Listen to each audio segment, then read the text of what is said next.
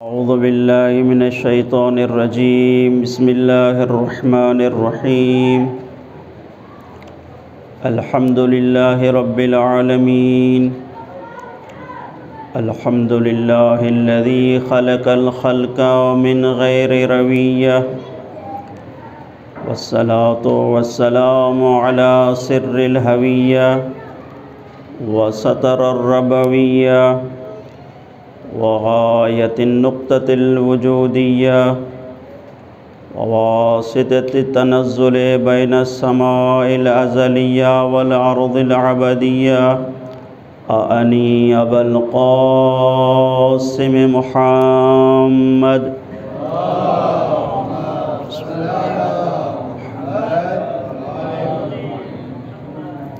وعلی آلہ افضل الرعیہ وَلَعْنَةُ اللَّهِ عَلَىٰ أَعْدَائِهِمْ أَجْمَعِينَ مَا بَقِيَّتُ الدَّقِيقَةُ وَالثَّانِيَةُ فَأَعُوذُ بِاللَّهِ مِنَ الشَّيْطَانِ الرَّجِيمِ وَمَا كَانَ الْمُؤْمِنُونَ لِيَنْفِرُوا كَافَّةً فَلَوْلَا نَفَرَ مِنْ كُلِّ فِرْقَةٍ مِّنْهُمْ طَائِفَةٌ لِيَتَفَقَّهُوا فِي الدِّينِ وَيُنذِرُوا قَوْمَهُمْ إِذَا رَجَعُوا إِلَيْهِمْ لَعَلَّهُمْ يَحْذَرُونَ صلوات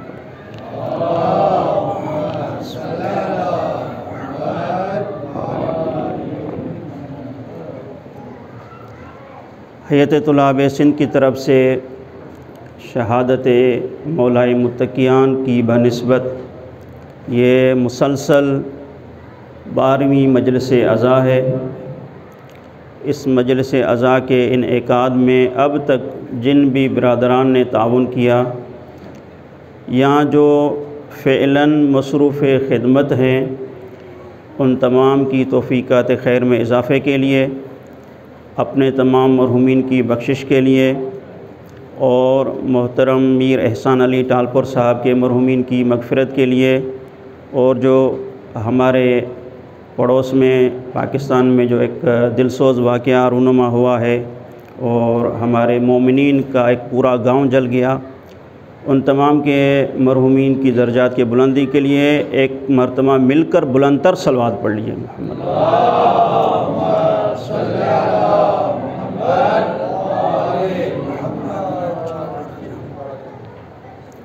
سورہ توبہ کی آیت نمبر 122 پڑھنے کا شرف حاصل کیا ہے۔ چونکہ بہتر ہے کہ اس سورہ کی تلاوت کے وقت بسم اللہ نہ پڑھی جائے، تو بسم اللہ کو ترک کیا گیا۔ یہ وہ آیت مجیدہ ہے کہ جس آیت مجیدہ سے ہم بہت مانوس ہیں۔ کبھی اسی آیت سے ہم خبر واحد کی حجیت پہ دلیل قائم کرتے ہیں، کبھی اسی آیت سے ہم اجتہاد اور تقلید کے بحث کو ثابت کرتے ہیں، اسی طرح کے اور مباحث جو طلبگی کے ساتھ مربوط ہیں اس آیت کے ذیل میں کیے جاتے ہیں۔ مگر یہ وہ موضوعات ہیں جو آپ بارہا بیان کرتے ہیں، آپ سنتے ہیں، اس لیے ان باتوں کو ذکر کرنا جو ہے آپ کے حق میں ایک قسم کی جسارت ہوگی، وقت کا ضیاع بھی ہوگا کہ ایک تکراری بات ہو جائے گی۔ اس لیے میں اس آیت کو جس نقطے یا جس موضوع کے لیے میں نے اس آیت کو انتخاب کیا ہے وہ ایک توجہ طلب ہے۔ امید کرتا ہوں کہ آپ انشاءاللہ میرا ساتھ دیں گے، تھوڑی توجہ کریں گے تاکہ ایک مطلب جو اس آیت مجیدہ میں ہے وہ آپ کے سامنے پیش کر سکوں۔ یہ آیت مجیدہ کا اگر پس منظر دیکھیں تو جنگ تبوک میں جب پیغمبر نکل رہے تھے تو مسلمان مدینے میں گھروں میں چھپ کے بیٹھ رہے تھے کہ ہمیں گرمی ہے، مختلف بہانے کر رہے تھے کہ روم کے ساتھ جنگ ہوئی تھی جنگ تبوک کے، اور روم جو ہے شام کے بارڈر پہ واقع تھا، تو کون اتنا سفر طے کرے، اور یہ گرمی کا موسم ہے، پیچھے گھر بار ہیں۔ تو قرآن مجید کی مسلسل آیتیں آئیں اور ان مومنین کی سرزنش کی گئی کہ گھروں سے نکلو اور جہاد میں شریک ہو جاؤ۔ بہرحال کچھ مومن گئے، یہ جب واقعہ ختم ہوا، دوسری چھوٹی موٹی جنگیں شروع ہوئیں، تو ان مسلمانوں کو پیچھے والی جو سرزنش ہے وہ یاد تھی۔ انہوں نے کہا کہ اب بھی اگر ہم نہ نکلے تو پھر آیات وحی نازل ہوں گی اور دوبارہ ہماری سرزنش ہونا شروع ہو جائے گی۔ اس لیے سب کے سب، جو چونکہ چھوٹی جنگیں تھی اور مسافت بھی تھوڑی تھی، انہوں نے کہا کہ 1-2 دن میں فارغ ہو کے واپس آ جائیں گے، تو سب کے سب جو ہے جنگ کے لیے نکل پڑے۔ تو پھر یہ آیت مجیدہ نازل ہوئی، اور پھر آیت مجیدہ نے کہا کہ وما کان المؤمنون لینفروا کافہ، کہ بھائی یہ کہاں کا عقل ہے کہ اگر 100 یا 200 آدمیوں کے لیے جہاد کا اعلان ہو اور سارا مدینہ نکل پڑے۔ وما کانا کا یہ مطلب ہے، وما کان المؤمنون لینفروا کافہ، یعنی یہ مومنوں کے لیے سزاوار نہیں ہے کہ چھوٹی جنگوں کے لیے سب کے سب نکل پڑیں، بلکہ کچھ جنگوں پہ جائیں اور کچھ باقی بچیں، تاکہ وہ جو باقی بچ جائیں وہ پیغمبر کے محضر میں رہیں اور پیغمبر سے استفادہ کریں، اور جب وہ جو جنگ پہ گئے ہوئے تھے جب وہ واپس پلٹ کے آئیں تو اس دوران جو شریعت کے احکام نازل ہوئے یا جو پیغمبر سے انہوں نے معارف حاصل کیے وہ دوسروں کو بھی سمجھائیں۔ یہ اس آیت کا پس منظر ہے۔ مگر کیونکہ قرآن کا ایک مسلم قاعدہ ہے کہ العبرۃ بعموم اللفظ لا بخصوص المورد، قرآن کے عام لفظوں کی اہمیت ہے، خاص مورد کی اہمیت نہیں ہے۔ اگر خاص مورد کی اہمیت ہوتی تو آج ہم اس آیت سے بحث نہ کرتے، کیونکہ یہ آیت جو ہے پھر جہاد کے لیے خاص ہو جاتی کہ جب جہاد کا حکم ہو تو کچھ جائیں اور کچھ پڑھنے کے لیے باقی بچ جائیں، کیونکہ العبرۃ بعموم اللفظ، چونکہ قرآن کے جو الفاظ ہیں یہ الفاظ عام ہیں، یعنی یہ عام ایک عام قاعدہ جاری کیا گیا ہے قرآن میں کہ جب بھی کوئی کام ہو تو سب کے سب اس کام کے پیچھے نہ لگے، بلکہ کچھ طبقہ ایسا ہو جو دین بھی سیکھے، پھر جا کے ان لوگوں کو دین سکھائے۔ تو پہلے یہ ایک مقدمہ میں جو مشکل تھا مقدمہ میں نے آپ کے سامنے عرض کیا آسان الفاظ میں، تھوڑی سی زحمت کریں اور ایک اور مقدمے میں میرا ساتھ دیں۔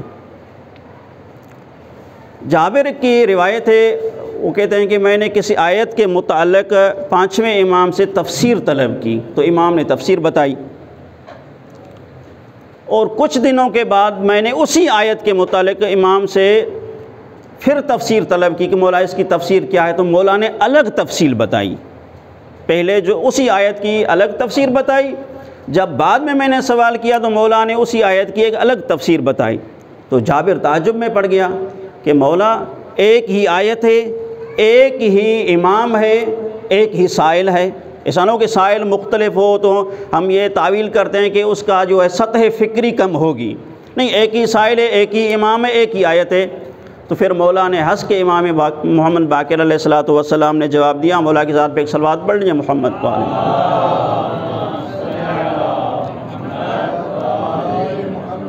مولا نے فرمایا کہ اے جابر اتنا عرصہ ہمارے ساتھ رہے ہو لیکن جان نہیں سکے، اِنَّا لِلْقُرْآنِ بَطَنٌ وَلِلْبَطَنِ بَطَنٌ، بندے خدا قرآن کا ایک بطن ہے، قرآن کا ایک باطن ہے، اس باطن کا بھی ایک باطن ہے، وَلِلْقُرْآنِ وَلَهُ ظَهْرٌ وَلِلظَّهْرِ ظَهْرٌ، اور قرآن کا ایک ظاہر ہے، اس ظاہر کا بھی ایک ظاہر ہے۔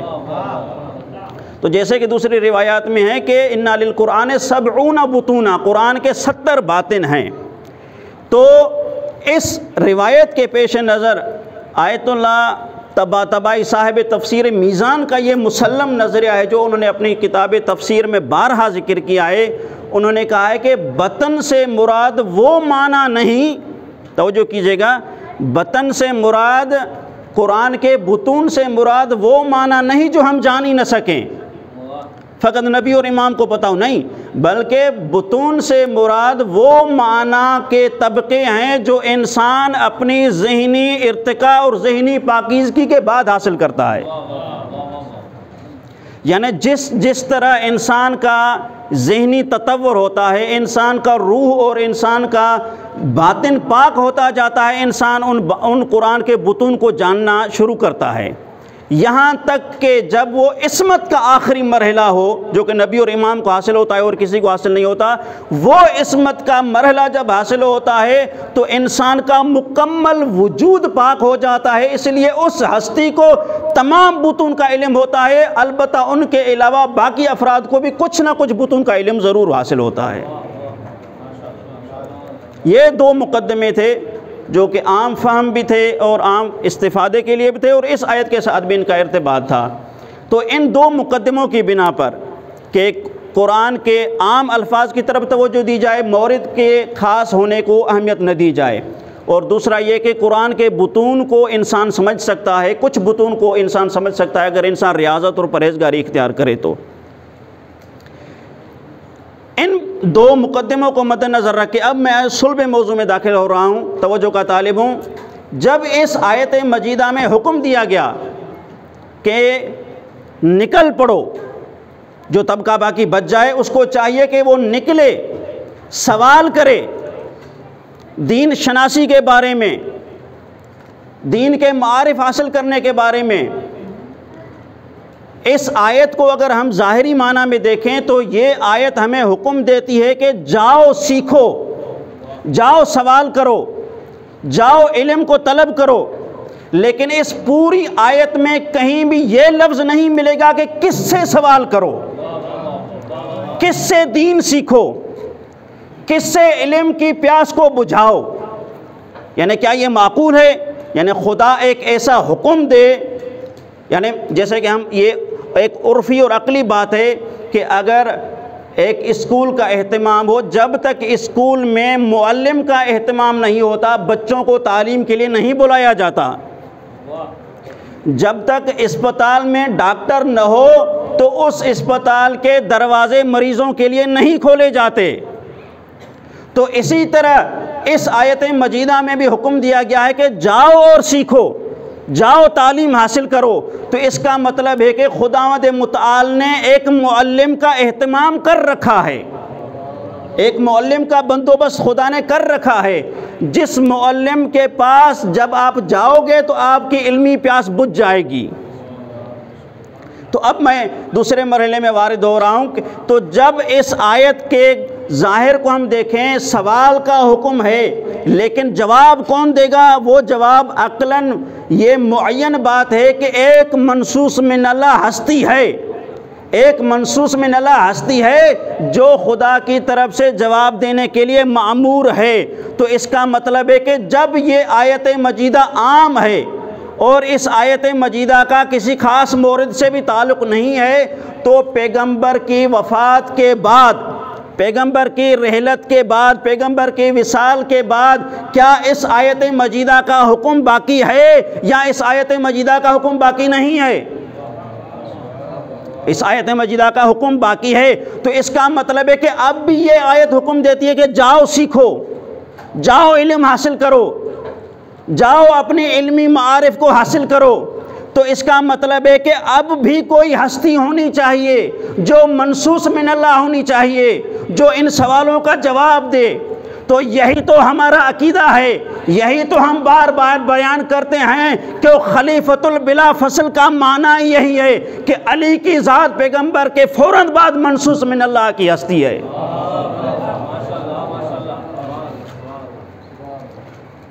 محمد بن حسین قراج کی متوفہ 449 نے اس آیت مجیدہ کو اپنے کتاب کنز الفوائد میں ذکر کر کے کہا ہے کہ اس آیت مجیدہ سے بھی ہم علی ابن ابی طالب کی امامت کو ثابت کریں گے، اس آیت مجیدہ سے بھی ہم مولا کی امامت کو ثابت کریں گے۔ جو میں نے استدلال آپ کے سامنے بیان کیا کہ یعنی جب پیغمبر کے زمانے میں ایک منصوص من اللہ ہستی ہے، چونکہ سوال کا حکم ہے تو جواب دینے والی ہستی کا خدا نے اہتمام کیا ہے، تو عقل یہ تقاضا کرتا ہے کہ حکمت پروردگار ہونے کی یہ متقاضی ہے کہ پیغمبر کے بعد بھی ایک ہستی ہونی چاہیے جو ان سوالوں کا جواب دے، اور وہ مولا علی ابن ابی طالب کی ہستی ہے، چونکہ علی سے بڑھ کر کوئی دین کو نہیں جانتا، علی سے بڑھ کر کوئی دین کو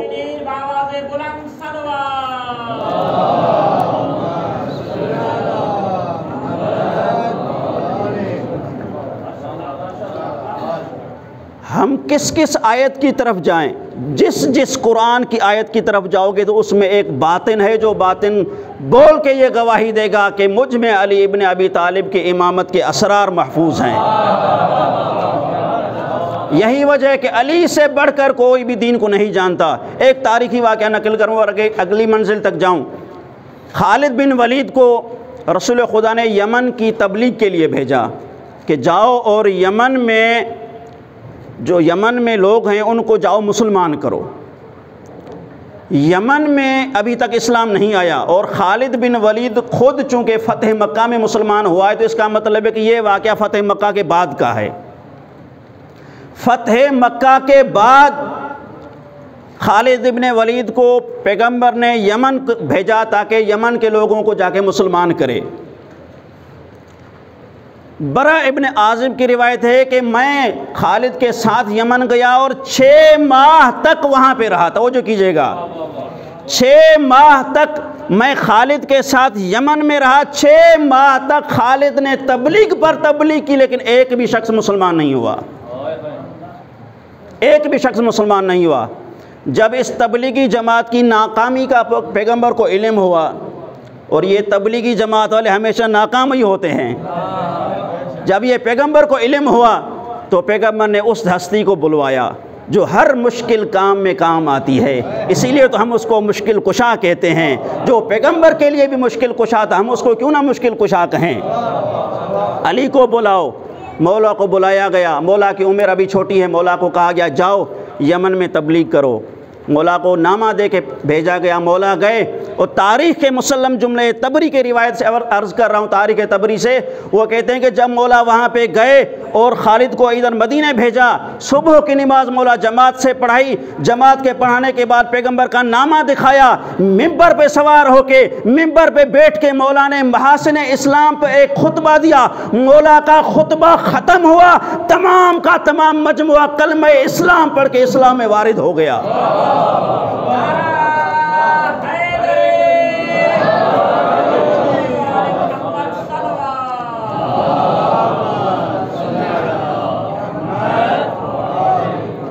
جس علی کے ایک خطبے نے یمن کو مسلمان کر دیا، اب اندازہ لگائیں اس علی کے مجموعے خطبے نہج البلاغہ کا کیا کمال ہوگا۔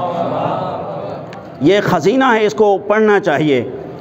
جب یہ مولا کو پتہ چلا، جب یہ مولا کی اس کامیابی کا پیغمبر کو پتہ چلا تو ایک مرتبہ پیغمبر سجدے شکر میں گئے، سجدے شکر سے اٹھے اور پیغمبر یمن کی طرف منہ کر کے کہتے ہیں السلام علی حمدان، چونکہ بڑا قبیلہ یمن میں حمدان تھا، السلام علی حمدان، السلام علی حمدان۔ 3 مرتبہ پیغمبر نے سلام کیا۔ میں کہتا ہوں یہ سلام حمدان پہ نہیں تھا، یہ سلام علی پہ تھا کہ اے علی تجھ پہ سلام ہو کہ تو نے یمن کو، سارے یمن کو ایک دن میں مسلمان کر ڈالا۔ یہ علی کی تبلیغ تھی۔ علی سے بڑھ کر کون تبلیغ کر سکتا ہے؟ علی سے بڑھ کر کون فقیہ ہو سکتا ہے؟ یہی وجہ ہے کہ جب یہی یمن کے لوگ جو مسلمان ہوئے مولا کی زبانی، جو مولا کے خطبے سے مسلمان ہوئے، جنگ صفین میں مولا کا انہوں نے ساتھ دیا، اور جنگ صفین میں بڑھ چڑھ کر یہ حملہ کرنے لگے۔ جب مولا نے یمنیوں کی یہ قربانیاں دیکھی تو مولا نے ایک تمنا کی، مولا نے فرمایا کہ لو کنت بوابا علی باب الجنت لقلت لأہل الحمدان ادخلوا بسلام۔ اگر آج میں جنت کا دربان ہوتا تو یہ شہید ہونے والے جتنے بھی حمدانیے سب کو کہتا کہ سلامتی کے ساتھ جنت میں داخل ہوتے جاؤ، ہوتے جاؤ۔ محمد وآل محمد صلوات۔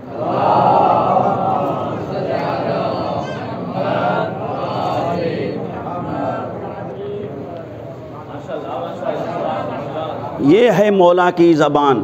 اس لیے ہم کہتے ہیں کہ اسلام فقط ذوالفقار سے نہیں پھیلا بلکہ گفتار علی سے پھیلا ہے۔ اسلام جس طرح ذوالفقار علی کا مکروز ہے، اسی طرح اسلام گفتار علی کا بھی مکروز ہے۔ مولا سے بڑھ کر کون دین کو سمجھ سکتا ہے؟ یہ لکڑیوں کے ممبر پہ بیٹھ کے خلافت کی دعویٰ کرنے والے اور ہیں، اور جو مسند باب علم پہ بیٹھ کے باب مدینۃ العلم کے وارث کی دعویٰ کرنے والے اور ہستیاں ہیں۔ ایک شخص ہے، اس نے کورٹ میں جا کے کیس کیا، اس زمانے کی کورٹ۔ جب انصاف نہیں ملا تو مولا کے در پہ آئے، مولا سے عرض کی کہ مولا میرا باپ ان 3 لوگوں کے ساتھ سفر میں گیا تھا، بہت مال لے کے گیا تھا، اب میرا باپ نہیں لوٹا، یہ 3 لوٹ کے آ گئے ہیں، تو مجھے یہ گمان ہے کہ ان 3 لوگوں نے میرے باپ کو قتل کر کے اس کی جائیداد کو ہڑپ کر لیا ہے۔ جب ان سے سوال کیا گیا، مولا نے کہا کہ کس قاضی کے پاس گئے؟ کہا مولا فلاں قاضی کے پاس گیا ہوں۔ مولا اس کو پکڑ کے قاضی کے پاس لے کے گئے۔ توجہ کیجیے گا، مولا جب اس کے پاس لے کے گئے، مولا نے کہا یہ کس طرح کی آپ کی قضاوت ہے؟ اس نے کہا مولا میں کیا کروں، میں نے اس سے 2 گواہ طلب کیے، گواہ نہیں تھے، ان سے حلف لے کے ان کو چھوڑ دیا۔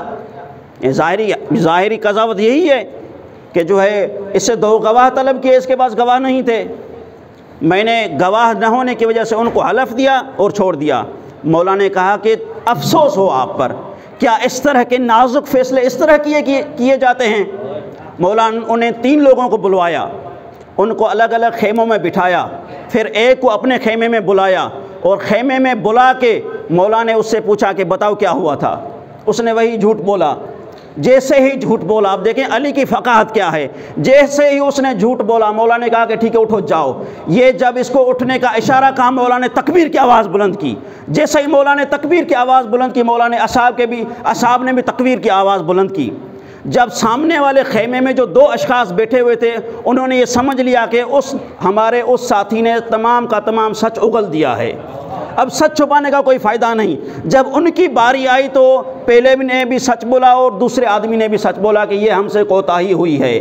اسی طرح مولا علی علیہ السلام نے 5 منٹ کے اندر اندر یہ خون کا جو فیصلہ تھا وہ واپس لیا اور ان پر قصاص جاری کیا، اور ان سے جو انہوں نے پیسے لوٹے تھے وہ پیسے بھی انہوں سے امام نے ان سے واپس لے لیے۔ ایک صلوات پڑھ لیجیے مولا کی ذات پہ بواز بلند۔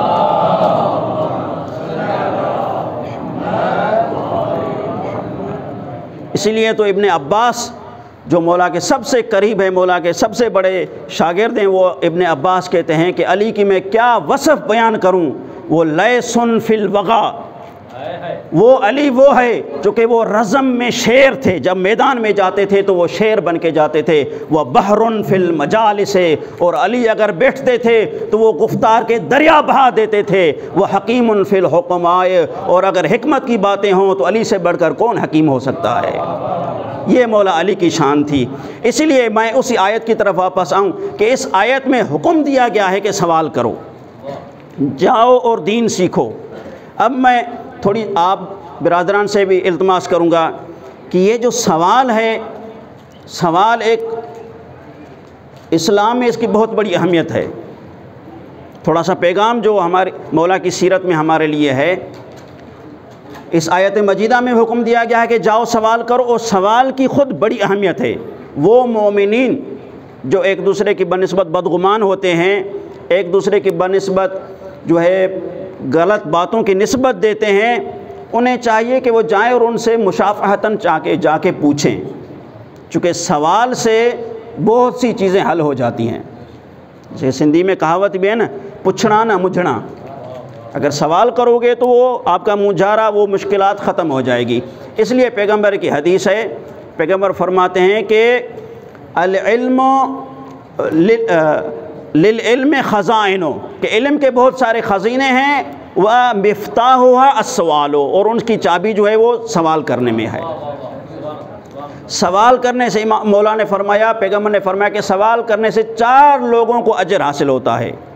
ایک سائل کو اجر ملتا ہے، ایک مجیب کو اجر ملتا ہے، ایک سننے والے کو اجر ملتا ہے، اور ایک چوتھا وہ آدمی جو ان تمام کو دوست رکھتا ہے اس کو اجر ملتا ہے۔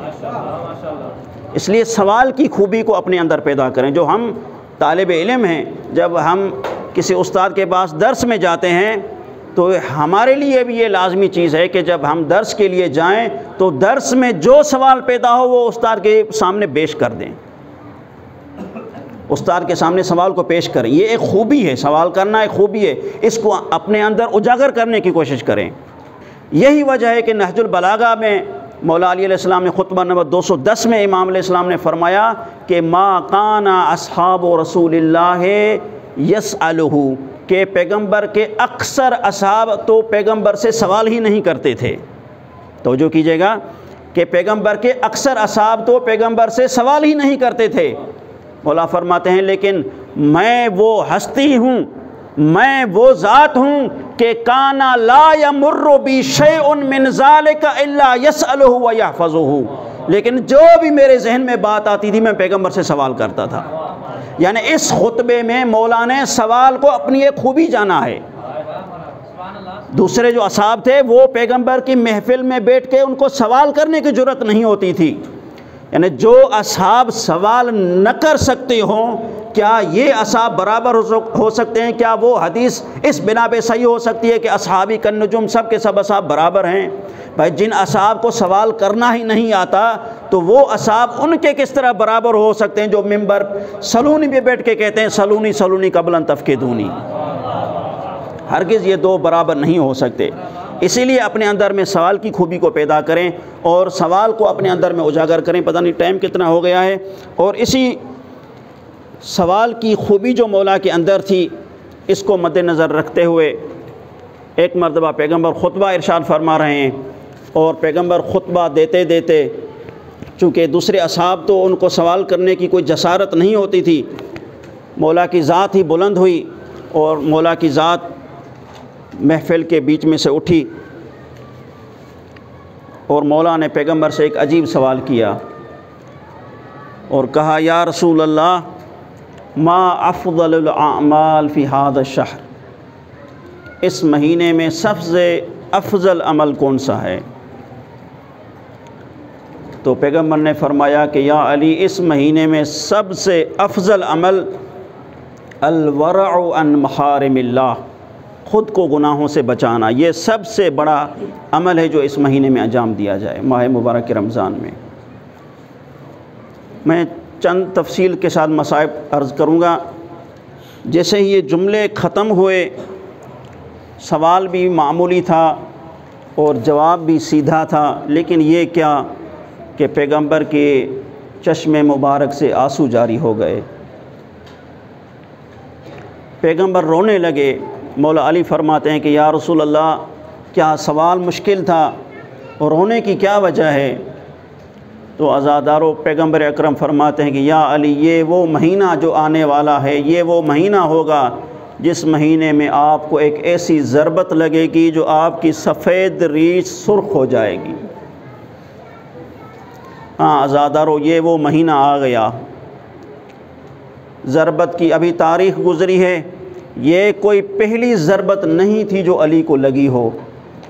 تاریخ کے جملے ہیں کہ مولا کو جنگوں میں اتنی ضربتیں لگیں کہ من قرنہ الی قدم، علی کے سر سے پاؤں تک علی کا پورا جسم زخمی ہوتا تھا۔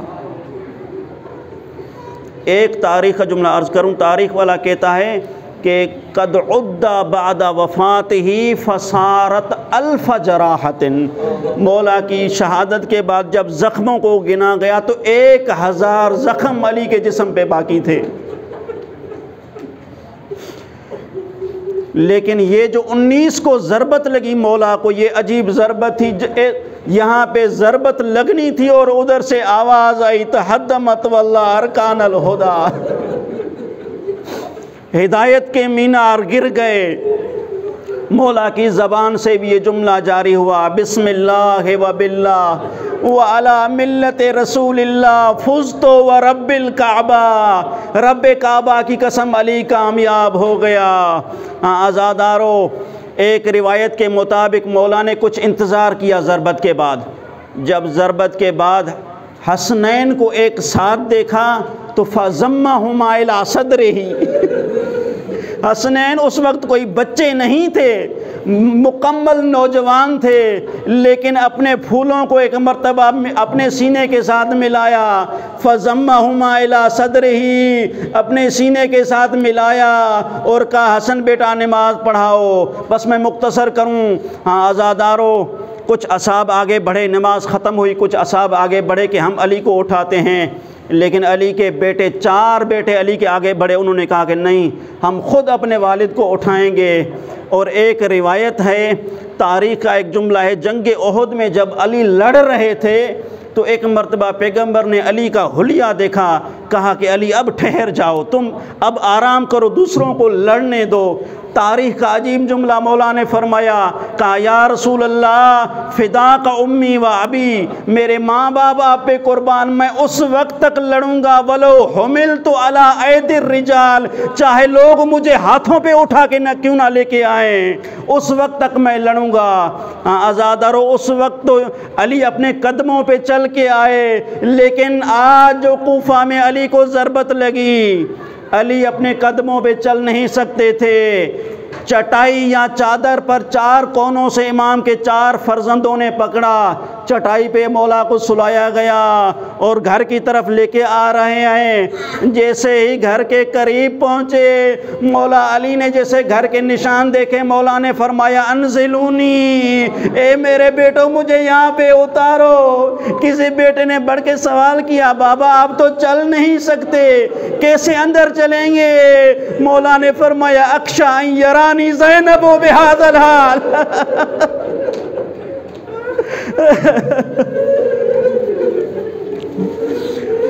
مجھے خوف ہے کہ زینب مجھے اس حال میں نہ دیکھ لے۔ ہاں عزادار و مولا ابھی باہر ہیں، حسنین نے اپنے زخمی بابا کو دیکھ لیا ہے، لیکن زینب نے ابھی تک اپنے زخمی بابا کو نہیں دیکھا۔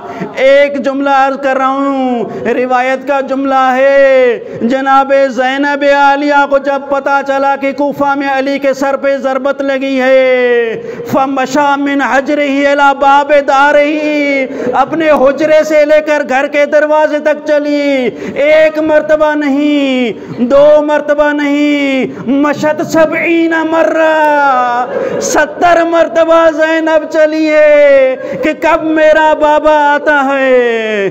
اجرکم عند اللہ، 70 مرتبہ جناب زینب عالیہ چلی، تڑپ رہی ہیں، کیسا حال میں ہے میرا زخمی بابا۔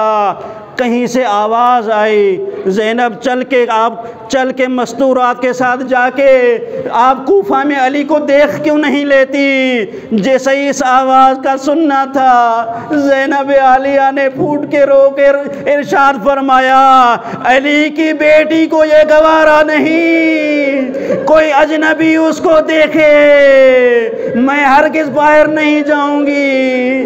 اور جو زینب زخمی بابا کو دیکھنے کے لیے کوفہ کی مسجد تک نہیں گئی، وہ زینب اسلام کو بچانے کے لیے اسی کوفہ کی دربار میں شرابیوں کے سامنے ننگے سر کیسے آئی ہوگی؟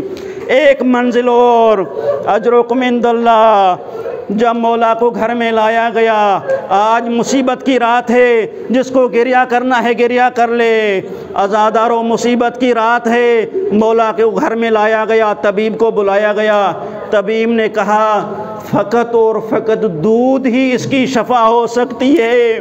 جیسے ہی کوفے کے یتیموں نے دودھ کا نام سنا، ایک روایت میں ہے اجتمع علی باب دارہ اکثر من 100 یتیم، 200 سے زیادہ یتیم ہاتھ میں کوزے لیے علی کے در پہ آ گئے، یا علی ہمارے دودھ سے شفا نصیب ہو جائے آپ کو، یہ ہمارے لیے خوش قسمتی ہے۔ ہاں عزادارو، آخری روایت اور مصائب تمام، 21 کی رات جو کہ آج کی رات ہے، مولا کے گھر کی کنیز روایت کرتی ہے کہ ایک مرتبہ رات کا کوئی حصہ گزرا، کچھ افراد سو گئے، مولا نے اشارے سے اپنی بڑی بیٹی کو بلایا، زینب عالیہ آگے گئی اور اپنے باپ کے بالکل قریب ہوئی، مولا علی نے اپنا زخمی سر زینب کے کندھے پہ رکھا اور کان میں کچھ بولنا شروع کیا۔ کنیز کہتی ہے میں سن نہ سکی کہ کیا کہہ رہے ہیں۔ ہاں عزادارو، لیکن مقتل کی کتابیں بتاتی ہیں کہ جب زینب عالیہ دربار شام کی طرف گامزن تھی، ایک دروازے پہ یا علی کہہ کر بیٹھ گئی، امام سجاد آگے بڑھے، کہا پھپھی سجاد آپ کے ساتھ ہے، گھبرانا نہیں ہے۔ جناب زینب عالیہ نے رو کے کہا اے میرا بیٹا، جب 21 کی رات تھی، اس رات میرے بابا نے مجھے وصیت کی تھی اور کہا تھا کہ کربلا کی یہ منزلیں تمہیں طے کرنی ہیں۔ اے زینب گھبرانا نہیں، علی ہر منزل میں آپ کے ساتھ ہوگا۔ جناب زینب فرماتی ہیں میں تو اپنے بابا کے انتظار میں بیٹھی ہوں۔ تاریخ کے جملے ہیں عزادارو، کچھ گھڑی ہوئی، زینب اوپر اٹھی، کہا بیٹی کہاں جا رہی ہو؟ جھک کے سلام کیا، السلام علیکہ یا ابی، السلام علیکہ یا امیر المومنین، الا لعنت اللہ علی قوم الظالمین۔